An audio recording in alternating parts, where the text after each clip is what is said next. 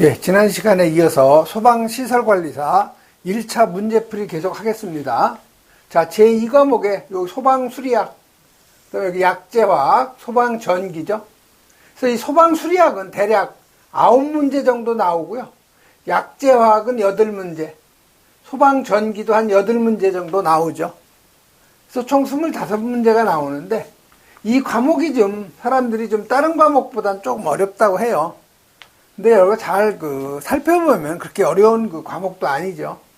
그래서 문제 26번 보면 여기 단위 질량당 최적을 나타내는 용어를 물어본 거죠. 자, 1번이 바로 이 밀도예요.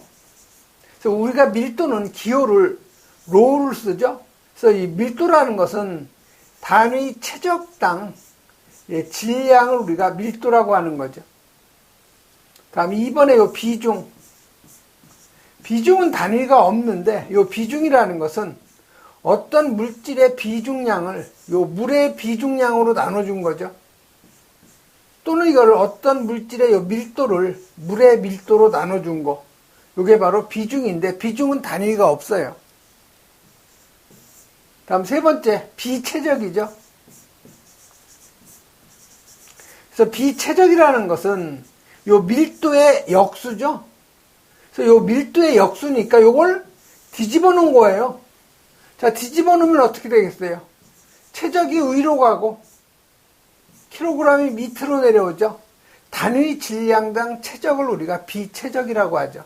그래서 맞는 답은 바로 요 3번이 단위 질량당 최적에서 3번이 맞는 답이 되는 거죠. 그다음에 네 번째, 비중량. 자, 비중량 우리가 감마를 표기하죠. 그래서 이 비중량이라는 것은 단위 최적당 이건 무게를 의미하죠. 그래서 뉴턴이 되는 거죠. 다음 27번 가죠.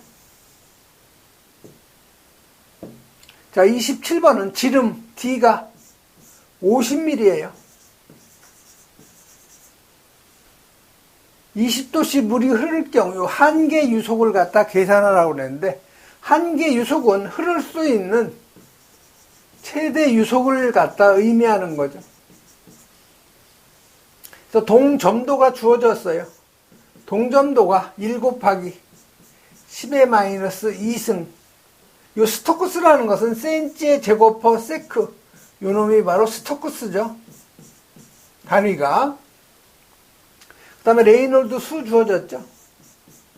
레이놀드 수가 2000. 자, 그럼 여러분이 레이놀드 수 구하는 공식, 요건 반드시 여러분이 암기하셔야 돼요. 레이놀드 수는 점도분의 관경 유속 밀도죠. 그런데 요 동점도라는 것은 요 점도를 갖다가 밀도로 나눠준 거니까 결국 동점도분의 du가 되는 거죠.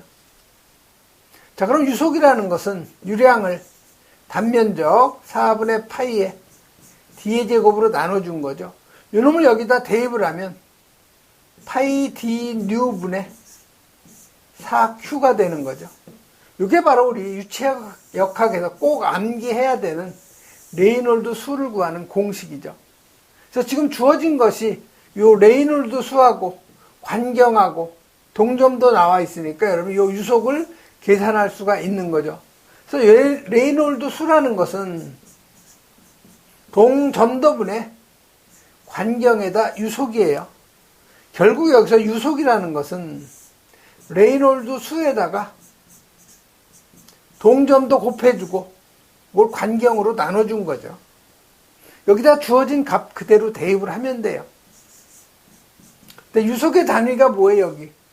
센치 퍼 세크죠?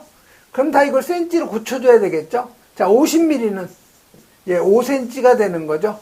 1cm는 10mm죠. 그대로 여기다 여러분이 대입을 하면 돼요. 레이놀드 수 2000, 그 다음에 이 동점도 1 곱하기 10의 마이너스 2승. 그다음에 관경 5cm죠. 5. 그래서 여러분 요거 계산하면은 얼마가 나오냐면 4cm per sec가 나오죠. 요게 바로 최대 유속이 되는 거죠. 그래서 맞는 답은 바로 요 2번이에요. 여러분이 요 레이놀드 수 구하는 공식 꼭 암기하셔야 되고, 단위가 센치 퍼 세크니까 다 센치로 고쳐줘야 된다는 거. 요 두 가지만 여러분이 정리해 놓으시면 쉽게 이제 풀 수가 있는 거죠. 네, 28번 나가죠. 자, 그림과 같이 안찌름이 600mm, 작은 관의 지름이, 안찌름이 200mm라는 거죠. 여기에 요 벤츄리미터가 설치가 되어 있는데, 압력 수도차는 2m, 이럴 경우 유량이 얼마냐 물어본 거죠. 자, 여러분, 요 벤츄리미터 있죠? 요 벤츄리미터에서 유량 구하는 공식 Q는 루트 1 마이너스 D1분의 요 D2에 이게 4승이죠. 분의 유량 계수에다가 작은 관에서의 단면적 A2 여기에다가 루트 2GH를 곱해주면 되는 거죠. 그래서 교재에 보면 여기 벤츄리미터 유량 구하는 공식 요게 자승이 아니고 요게 4승이 돼야 되죠. 오타가 난 부분이에요. 그래서 주어진 값을 이 식에다 그대로 대입만 해주면 되는 거죠. 그래서 루트 1 마이너스 D1이니까 D1이 지금 여기 600mm죠. 미터로 하면 0.6m. 자, D2는 200mm니까 미터로 하면 0.2m가 되는 거죠. 그래서 D1이 0.6m, D2가 0.2m죠. 요거에 4승이 되는 거죠. 그 다음에 유량계수가 0.98로 주어져 있죠. 자, A2 작은 관에서의 요 단면적은 4분의 파이 200mm 0.2m의 제곱이 되는 거죠. 여기에다가 루트 2 곱하기 G는 중력과 속도 9.8m/s의 제곱, 여기에다가 높이 차이가 지금 2m죠. 해서 여러분이 요걸 계산하면은 0.194 세제곱 세크가 나오는 거죠. 그래서 맞는 답은 바로 요 4번이 되는 거죠. 여기 계산식도 여기 오타 있어요. 여기 자승이 아니고 이게 4승이 돼야 되죠. 그래서 0.204가 아니고 0.194가 돼야 되죠. 그래서 여러분이 교재를 좀 수정을 좀 해주셔야 되고요. 다음 29번 가죠. 자, 29번은 직경이 2m이니 수조가 있는 거죠. 그래서 이 수조에 지금 물이 이렇게 차 있는데, 요 물의 그 높이가, 수조의 높이가 50cm예요. 그런데 이 하부에 직경이 50mm인 구멍이 생긴 거죠. 그럼 이 수위 50cm를 계속 유지를 하려면 여기에다가 얼마만큼의 유량을 갖다가 공급을 해줘야 되냐, 이걸 물어본 거죠. 자, 방출되는 유량을 우리가 Q1이라고 하면 방출되는 유량하고 공급되는 유량하고 서로 같으면 되겠죠. 다시 말해서 Q1하고 Q2가 같으면 이 수조 내에 있는 물의 양은 변함이 없는 거죠. 자, 그럼 여기 구멍에서 나가는 유량 Q는 흐름 계수 주어지면 흐름 계수에다가 유속에다가 단면적 곱해주면 되죠. 자, 그럼 유속이라는 것은 루트 토리첼리 정리죠. 2GH죠. 자, 단면적은 구멍이니까 4분의 파이 D의 제곱이 되는 거죠. 이 공식에다 그대로 여러분이 대입을 하면 돼요. 자, 유량계수 0.75 주어져 있죠.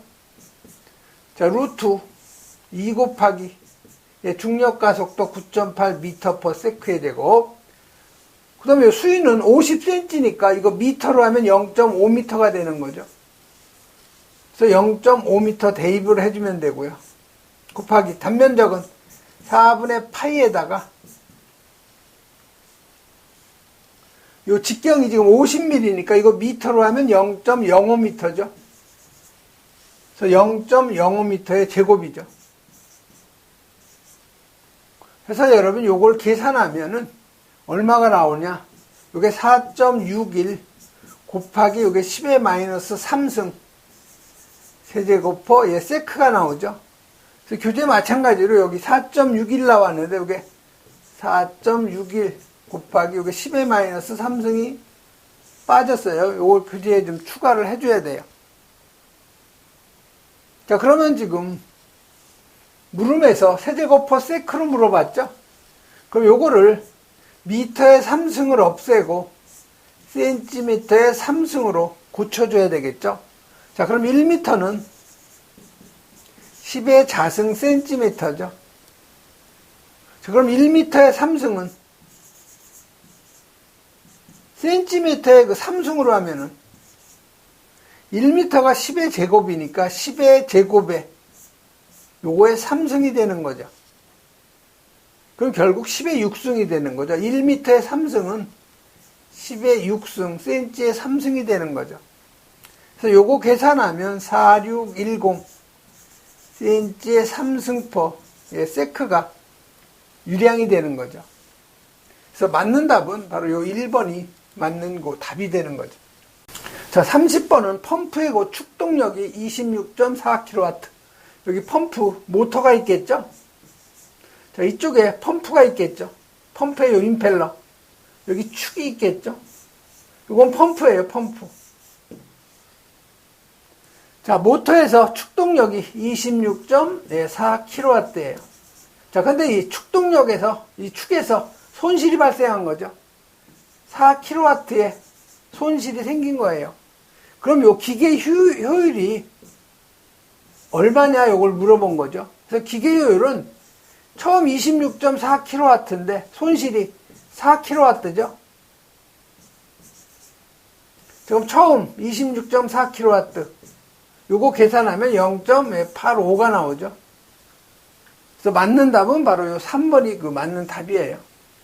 근데 교재에는 지금 여기 기계효율이 퍼센트로 물어봤으니까 사실은 여기다 100을 해줘서 곱하기 100을 해서 85%가 맞는 거죠. 근데 여기 답란에 보면 0.85가 있으니까 요 놈을 답으로 해야 되겠죠. 다음 31번 가죠. 자, 31번은 유적선에 관한 설명으로 옳은 거를 갖다 찾아내라는 거죠. 자, 그럼 여러분 유선. 자, 유선이라는 것은 요 속도 벡터죠. 자, 입자가 진행되는 방향, 속도. 크기하고 방향을 갖다가 우리가 벡터라고 하는데 이렇게 이런 식으로 되겠죠. 요거를 갖다가 연결한 요 선을 갖다가 우리가 유선이라고 그래요. 그럼 여기 유적선. 자, 유적선이라는 것은 입자가 흘러간 경로, 움직인 경로죠. 입자가 이렇게 움직였으면 이런 식으로, 또 다른 입자가 이런 식으로 이동을 했으면 마찬가지로 연결할 선이 되겠죠. 이게 바로 유적선. 또 유맥선. 자, 유맥선이라는 것은 여기 입자가 쭉 있겠죠. 흘러가는 유체 입자. 근데 여기 지점을 통과한 입자는 뭐 이렇게 돼 있다. 여기를 통과한 입자만 연결한 거예요. 또 여기 어떤 한 지점을 통과한 유체 입자만 이렇게 연결을 한 거죠. 즉 어느 한 지점을 통과한 유체의 입자의 그 순간 궤적을 갖다가 우리가 유맥선이라고 그래요. 그래서 유적선에 관한 설명은 그 입자가 이렇게 이동한 그 경로죠.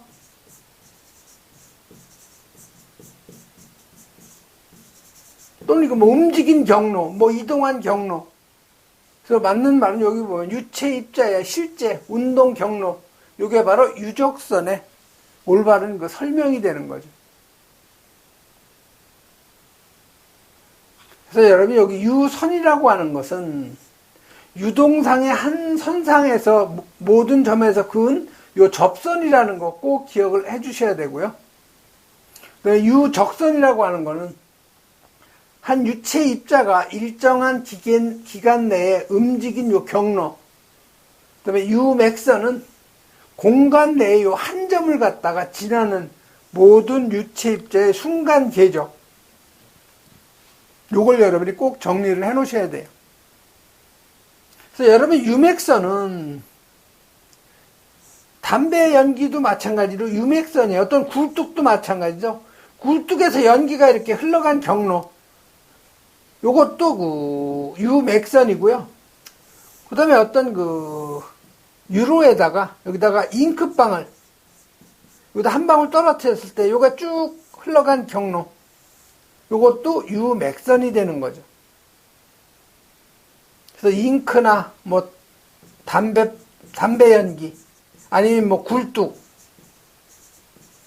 연기도 마찬가지로 이건 다 유맥선에 해당이 된다는 거.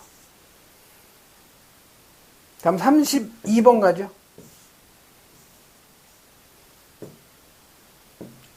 자, 32번은 이 해수면에 어떤 물체가 이렇게 떠 있다는 거죠. 자, 해수면 위로 나온 부분이, 요 부분이 200cm의 삼승. 그 다음에 요 물체의 비중이죠. 요 물체의 요 비중이 0.93. 자, 이게 지금 해수죠, 해수. 바닷물이에요. 바닷물의 비중은 1.03이라고 주어져 있죠. 그러면 이 밑에 요 잠긴 부분, 요 부분에, 요 잠긴 부분에 요 최적은 센티미터의 삼승으로 얼마가 되겠느냐, 요걸 물어본 거죠. 자, 그럼 이거 전체 최적은 어떻게 되겠어요? 이 전체 최적. 자, 이 전체 최적 V는 200에다가 요 잠긴 최적을 더해주면 전체 최적이 되겠죠. 이게 전체 최적이에요. 전체 부피. 자, 그러면 여러분이 부력하고 무게에 대한 공식을 갖고 여러분이 풀어야 돼요. 자, 우리가 부력을 FB로 표기하죠. 다음 어떤 물질의 무게를 FW. 자, FB는 우리가 무게라고 하고요.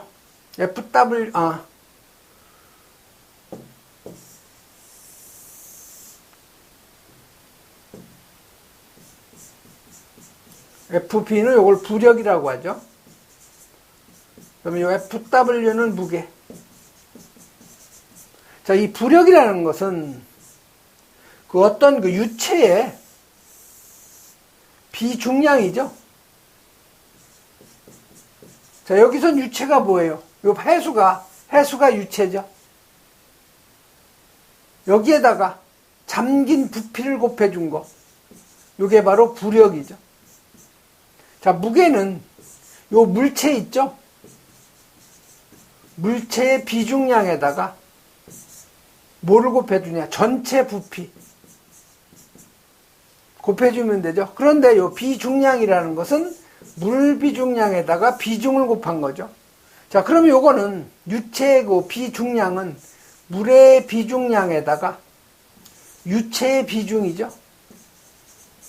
그 다음에 잠긴 부피. 자, 물체의 비중량도 마찬가지로 물의 비중량에다가 물체의 비중.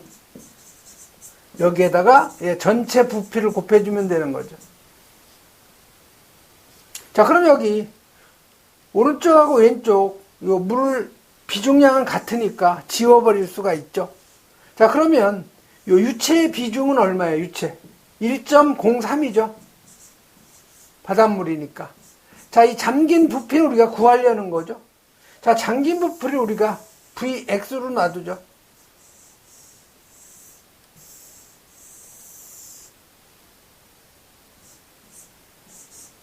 Vx로 할까요? 잠긴 부피.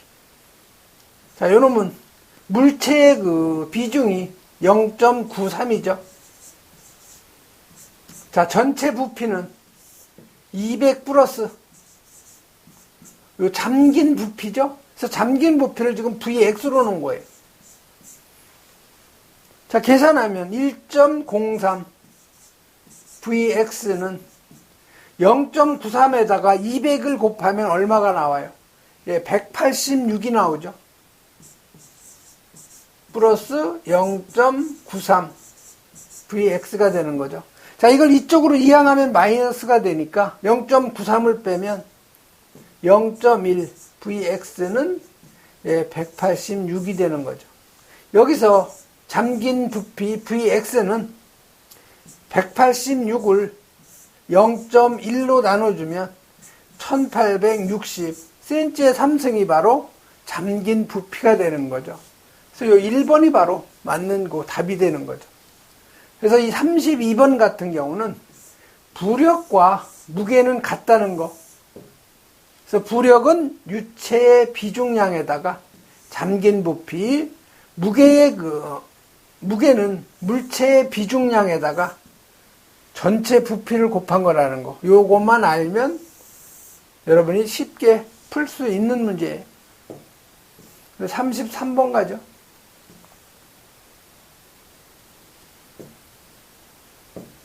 자, 33번은 베르누이의 방정식인데 그 설명 중에 옳지 않은 거를 갖다 찾아내라는 거죠. 자, 이 베르누이의 방정식은요, 어떤 배관에서 여기를 우리가 1지점이라고 가정을 하고요. 여기를 2지점이라고 우리가 가정을 하죠. 자, 여기를 어디를 잡아도 상관없어요. 이거를 우리가 기준선. 자, 그러면 기준선에서부터 이 배관 중심까지 수직거리를 위치수도 Z1이 되겠죠. 자, 이 지점 배관 중심선까지 기준선에서 여기를 위치수도 Z2가 되겠죠. 자, 그러면 이 1지점에서 여기서 전 에너지는 속도수도가 2G분의 유속의 제곱, 압력수도가 감마 P1, 위치수도 Z1이죠. 자, 그럼 이 지점에서 속도수도 2G분의 U2의 제곱, 압력수도 감마분의 P2가 되고, 위치수도는 Z2가 되는 거죠. 자, 그럼 여기서 유체가 흐를 때 이 마찰 손실, 이게 없는 경우에요. 다시 말해서 이상유체인 경우에 전 에너지가 1지점이나 2지점이나 서로 같다. 이게 바로 베르누이의 정리예요. 그런데 우리가 실제 유체에서는, 즉 1지점에서 2지점 이렇게 유체가 흐를 때 실제 유체에서는 당연히 마찰 손실 수두가 이놈이 생기는 게 정상이죠. 그래서 실제 유체는 점성유체예요. 다시 말해서 이 점성유체라는 것은 마찰 손실이 있는 유체죠. 그러나 요 이상유체라고 하는 것은, 이상유체라는 것은 비점성유체죠. 비점성유체라는 것은 마찰 손실이 없는 거예요.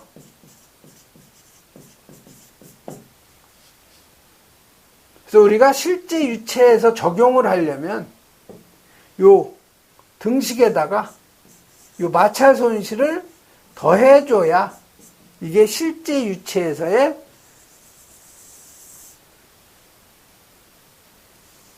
베르누이 방정식을 응용한 거죠. 그래서 옳지 않은 거죠, 지금. 자, 에너지 방정식이라고도 해요. 전 에너지는 서로 같다는 거죠. 자, 에너지 보존의 법칙, 즉 1지점에서 2지점으로 갈 때 이상유체일 경우에는 서로 에너지가 같은 거죠. 즉 에너지 보존의 법칙을 응용한 거고요.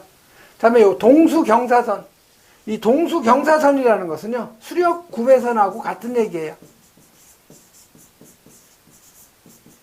그래서 이 수력 구배선을 우리가 하이드롤릭 그레이드 라인 해가지고 HGL이라고 하죠. 그래서 요 놈은 압력수도하고 위치수도를 더한 걸 수력 구배선 또는 동수경사선.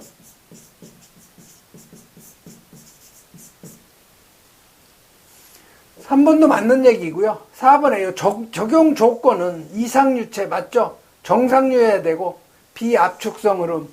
여기 점성 흐름이라고 그랬는데 비점성 흐름이 돼야 되죠. 다시 말해서 마찰 손실이 없는 경우죠. 그래서 이 4번이 옳지 않은 답이 되는 거죠. 그래서 이 베르누이의 그 방정식은 전수도, 전 에너지는 전수도를 우리가 에너지 라인에서 EL이라고도 표기하죠. 그래서 1지점하고 2지점의 전 에너지는 서로 같다는 거죠. 다음 34번 가죠.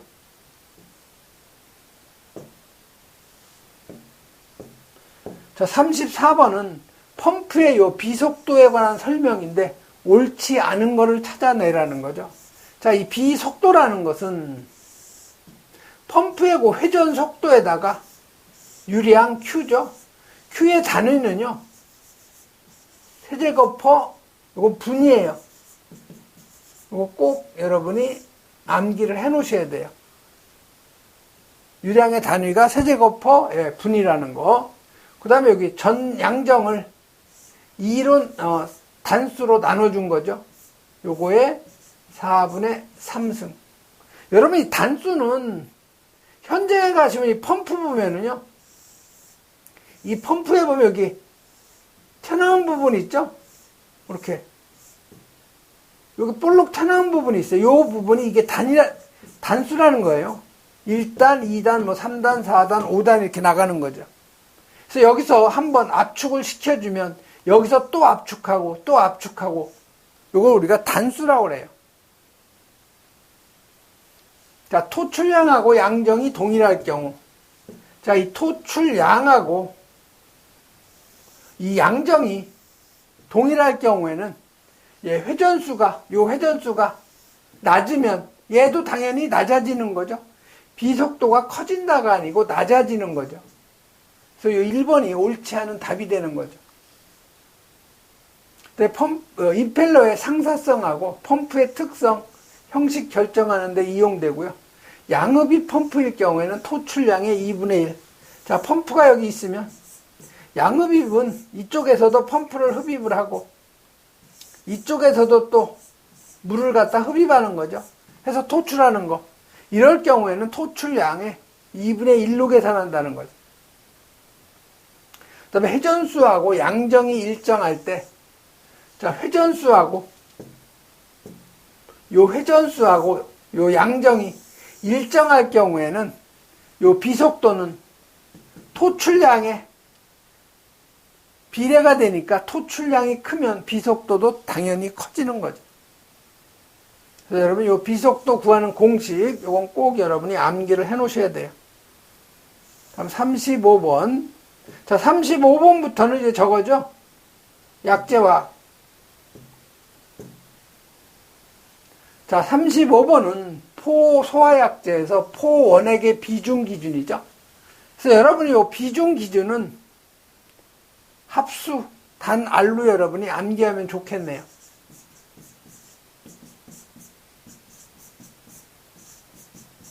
그래서 요 합성 계면활성제 포의 비중은 0.9부터 시작하고요. 수성막포는 1.0. 요 담백포하고 알코올포는 1.1부터 시작하죠. 자, 1번에 담백포 소화약제는 이게 0.9가 아니고 1.1부터 시작하죠. 그 다음에 2번에 합성 계면활성제포, 이거 1.1이 아니고 0.9 이상이죠. 수성막포, 이건 1.0 이상. 3번이 바로 맞는 답이네요. 자, 알코올포 1.1 이상이죠. 그래서 여러분 요 뒤에 숫자는 암기하지 못하더라도 요 앞에 최소 수치 개념은 여러분이 암기를 해 놓으셔야 돼요. 다음 36번 가죠. 자, 36번은 소화약제에 관한 설명인데 옳지 않은 거를 갖다 찾아내라는 거죠. 자, 일종 분말 소화약제는 탄산 마그네슘의 분산제를 첨가해서 유동성 향상시킨다. 이거 몰라도 상관없어요. 2번에 보면 포소화약제 중 수성막포는 팽창비가 6배 이상, 뭐 기타 포소화약제는 팽창비가 5배 이상이다 했는데, 여러분이 요 기계포는 저발포하고 요 고발포로 구분이 되죠. 그래서 이 저발포는 팽창비가 20배 이하죠. 고발포는 요 팽창비가 80배 이상, 1000배 미만이죠. 그래서 저발포는 담백포, 합성 계면활성제포, 수성막포, 요 알코올포인데, 포의 그 혼합 비율이, 여기 원액이 3%형하고 6%형, 이렇게 두 가지밖에 없어요. 다 고발포는 요 합성 계면활성제포 하나밖에 없는 거죠. 고발포로 할 수 있는 게. 그래서 요거는 1.5%,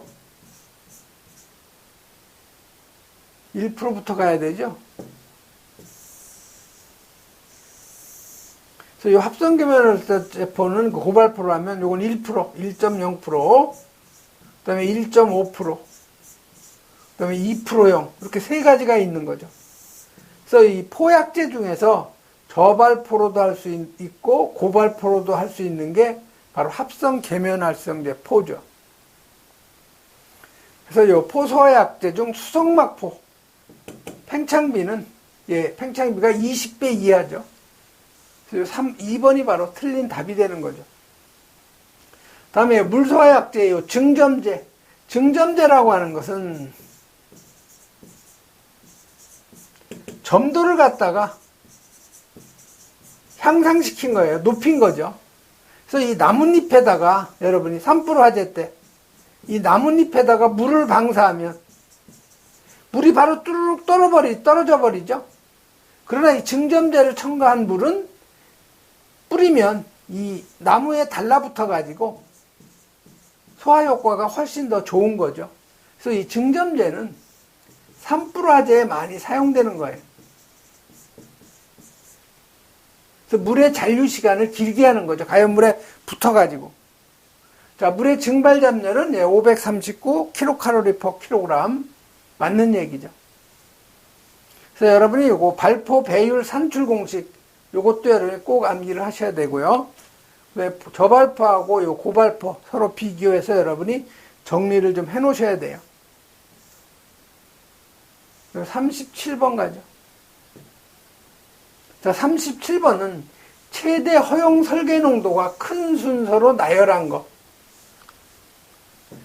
그래서 여러분이 이 설계 농도는 요 IG, 이너젠 가스죠. 요 불연성 기체인데 요게 설계 농도가 요게 43%예요. 제일 높아요, 요놈이. 최대 허용 설계 농도가 43%로서 요 할로겐 화합물 소화 약제하고 요 불활성 기체 약제 중에서 가장 높은 거죠. 그래서 일단 최대 허용 설계 농도가 큰 순서니까 불활성 기체죠. 요 놈이 가장 큰 거니까 3번 아니면 4번이 답이 돼야 되죠. 1, 2번을 여러분이 선택하면 그건 참 아깝죠. 요거 하나만 알고 있으면 확률이 찍어도 2분의 1 확률이니까요. 다음 이쪽 할로겐 화합물 소화약제에서 설계 농도가 높은 게 요 FC3110이 40%죠. 그 다음이 HFC23이에요. 그러니까 요 HFC23 요게 들어간 게 바로 요 답이 되는 거죠. 그래서 3번이 답. 그래서 여러분 요거 2차 실기시험에서 설계 시공에서 여러분이 요거 가로놓기로 나올 수 있어요. 그래서 요거 암기를 꼭 해 놓으셔야 돼요. 다음에 38번 가죠.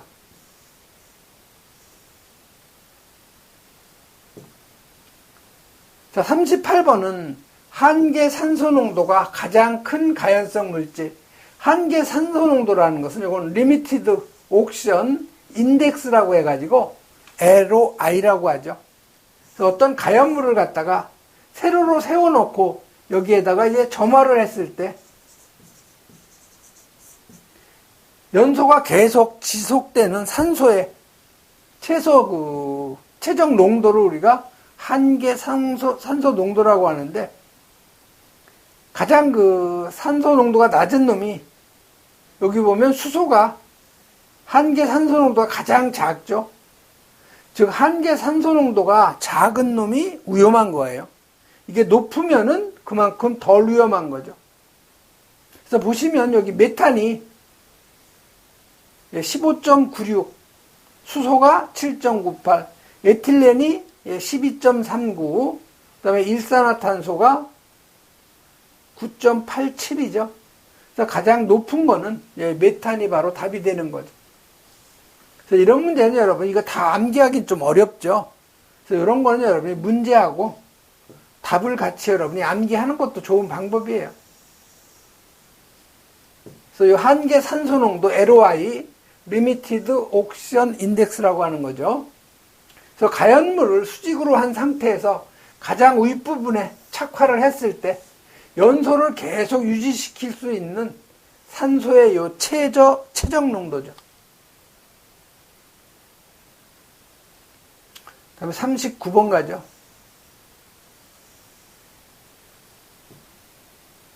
자, 이 39번은 온도 변화 없이 요 밀폐된 공간에다가 산소가 21%, 질소 79%인 공기가 353. 이게 피트의 삼승이에요. 최적이라는 거죠. 근데 여기에다가 이산화탄소 CO2를 417리터를 갖다가 방사를 한 거죠. 그럼 CO2의 농도는 어떻게 되냐? 지금 이런 방어구역에다가 CO2를 417리터를 갖다가 집어넣은 거예요. 그럼 이 안에 공기가 353 피트의 삼승이 있었다는 거죠. 그럼 CO2 퍼센트는요? 이 방어구역 최적하고 이 안에 공기가 가득 있는 거죠. 여기에다가 방사한 CO2 양 분의 CO2의 양이 되겠죠. 이게 바로 CO2 퍼센트인데 문제는 단위를 지금 피트를 주었다는 거죠. 그래서 여러분이 1피트는 0.3048 미터라는 걸 암기를 하고 있어야 풀 수 있는 문제예요. 이 식에다 그대로 여러분이 대입을 해주면 돼요. 자, 방어구역 최적이 지금 이 안에 공기가 그대로 353이 있는 거죠. 그래서 여러분 요 353, 요 피트의 삼승, 요걸 리터로 고쳐줘야 되겠죠. 그래서 1피트는 0.3048, 피트의 삼승이니까 미터의 삼승으로 하려면 0.3048을 세제곱을 해줘야 되는 거죠. 그 다음에 이걸 리터로 해주려면 세제곱미터는 10의 3승 리터가 되는 거죠. 그래서 여러분이 피트의 삼승을 리터로 고쳐주면은 9995.84 리터가 되는 거죠. 그래서 방어구역 최적이 바로 9995.84가 방어구역 최적이 되는 거예요. 여기다 CO2 417 분의 CO2 417이 되는 거죠. 여기다 곱하기 100을 해주면 바로 4%가 나오는 거죠. 그래서 맞는 답은 바로 이 3번이 바로 맞는 답인데 문제는 여기서 여러분 1피트가 0.3048 미터라고 이걸 알고 있는 분만 풀 수가 있는 문제죠.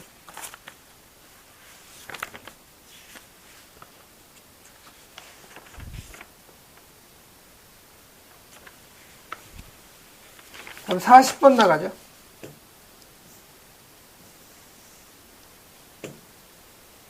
자, 40번은 여기 분말 소화약제에 관한 설명인데 옳지 않은 거를 갖다 찾아내라는 거죠. 자, 분말 소화약제 3종은 1종하고 2종에 비해서 낮은 온도에서 열분해가 되죠. 그래서 여러분 열분해 반응식을 보면 요 3종 분말은 190, 215, 300 여기에서 열분해가 되는 거죠. 그래서 요 3종 분말은 NH4H2PO4죠. 이게 그 제1인산 암모늄인데 이게 열분해가 되면 암모니아 기체 나오고요. 그 다음에 물이 나오죠. 여기 메타인산 HPO3가 나오죠.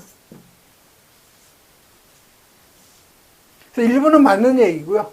2종 분말이 1종 분말보다 소화 능력이 더 우수해요. 자, 분말 약제는 자결 연소보다 불꽃 연소에 소화 효과가 우수해요. 맞는 얘기고 4번에 보면 제1종 분말 소화 약제가 590도 이상에서 분해될 때 Na2O가 나온다. 자, 1종 분말이 270도씨에서 분해할 때는 1몰의 CO2가 나오고요. 850도에서 분해되면 여기 2몰의 CO2가 나오고 산화 나트륨이 나오죠. Na2O. 그래서 이게 590이 아니고 이게 850도죠. 그래서 4번이 바로 틀린 답이에요. 그래서 여러분이 1종하고 요 2종, 3종의 요 열분의 반응식은 여러분이 알고 있어야 풀 수 있는 문제죠. 그럼 41번 가죠. 자, 41번은 요 할로겐 화합물 및 불활성 기체 소화약제 저장 용기의 설치 기준인데 맞는 거를 찾아내라는 거예요. 자, 저장 용기를 방호구역 내에 설치할 경우에는 방화물로 구획된 실, 방호구역 내가 아니고 방호구역 외에 설치할 경우죠. 용기 간의 간격은 점검에 지장이 없도록 3cm 이상 간격 유지하는 거, 이게 맞는 얘기죠. 자, 온도는 65도가 아니고 온도는 55도 이하죠. 그래서 3번도 틀린 거고, 4번에 하나의 방호구역을 담당하는 경우에도 저장 용기하고 집합관에 연결하는 연결 배관에는 체크 밸브를 설치할 거 됐는데, 여기 집합관에서 여기가 CO2 저장 용기죠. 요 저장 용기하고 요게 집합관이죠. 여기에는 뭐가 있어야 돼요? 체크 밸브가 들어가죠.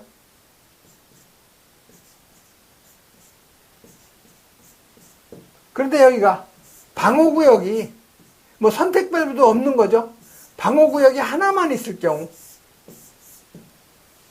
이 집합관하고 이 연결 배관에는 체크 밸브를 설치할 거 됐는데, 저장 용기가 하나의 방호구역만 담당할 경우에는 체크 밸브를 설치하지 않아도 된다, 이렇게 단서 조항이 있는 거죠.